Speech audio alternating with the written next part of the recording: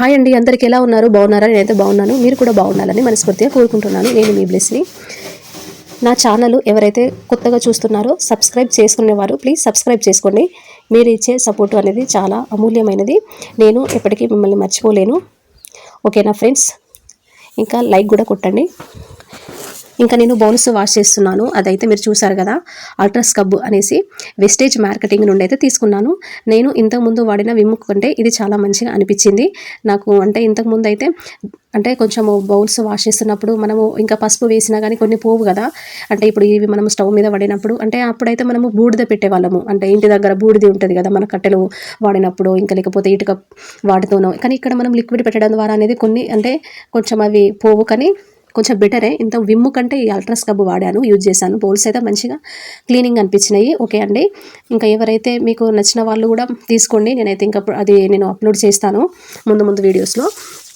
ఇంకా మీ ఇంట్లో ఏం స్పెషల్? ఈరోజు సండే కదా, చికెన్ మటన్ ఇంకా ఏదేదో ఉంటాయి కదా. ఇంకా ఏదో అంటే నాన్ వెజ్ అయితే కంపల్సరీ. మా ఇంట్లో అయితే స్పెషల్ ఈరోజు పచ్చడి అండి, మన తెలంగాణ స్పెషల్. ఇంకా ఈ పచ్చడి ఇష్టపడని వారు ఎవరు ఉంటారు? ప్రతి ఒక్క ఇంట్లో ఎవరికైనా పచ్చిమిరపకాయల పచ్చడి, పుదీనా పచ్చడి, గోంగూర పచ్చడి. మన తెలంగాణ వాళ్ళు ఎక్కువగా ఇవి ఇష్టపడతారు. సో నేను ఎక్కువగా పచ్చళ్ళు బాగా ఇష్టపడతాను. ఇంకా ఒక చికెన్ మటన్ ఇంకా పచ్చడి మీరు పెడితే నేను ఎక్కువ పచ్చడితోనే తింటాను.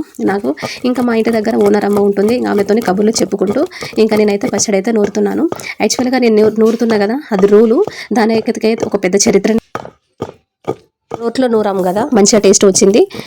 ఎందుకంటే మనము మిక్సీలో కంటే ఇలా రోల్లో వేసి దంచుకుంటేనే అంటే నూరుతోనే చాలా టేస్టీగా ఉంటుంది కదా, అందరికీ తెలుసు. కాకపోతే ఇప్పుడు చాలా ఓపిక ఉండాలి.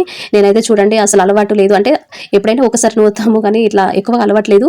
ఇంకా దాన్ని అది మెత్తగా దంచాలి కదా, ఇంకా చాలా టైమే. ఇంకా పెద్దవాళ్ళు అయితే ఫాస్ట్గా ఇంకా నూరేస్తారు, వాళ్ళకి అలవాటు కాబట్టి. నాకైతే అలవాట్లేదు, కొంచెం టైం పట్టింది నూరడానికి, మెత్తగా కావడానికి.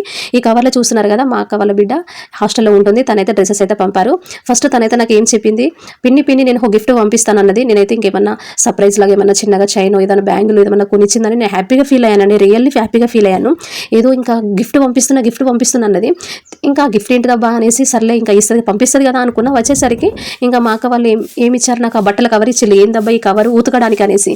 అబ్బా ఇక నాకు భలే కోపం వచ్చింది. ఇంకా ఈ పొట్టిదాని మాటలు ఎప్పుడు నమ్మది, ఇట్లనే చేస్తుంది, ఇలానే మాట్లాడుతుంది అనేసి ఇంకా నాకు కొంచెం కోపం వచ్చింది. ఇక కానీ అప్పుడప్పుడు నన్ను ఇలా ఆట పట్టిస్తుంది.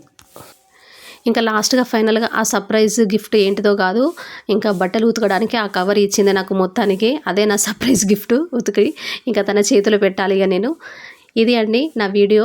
చూస్తూ అలా వెళ్ళిపోకండి, చిన్న లైక్ కూడా కొట్టండి. ఓకేనా? Thank you for watching.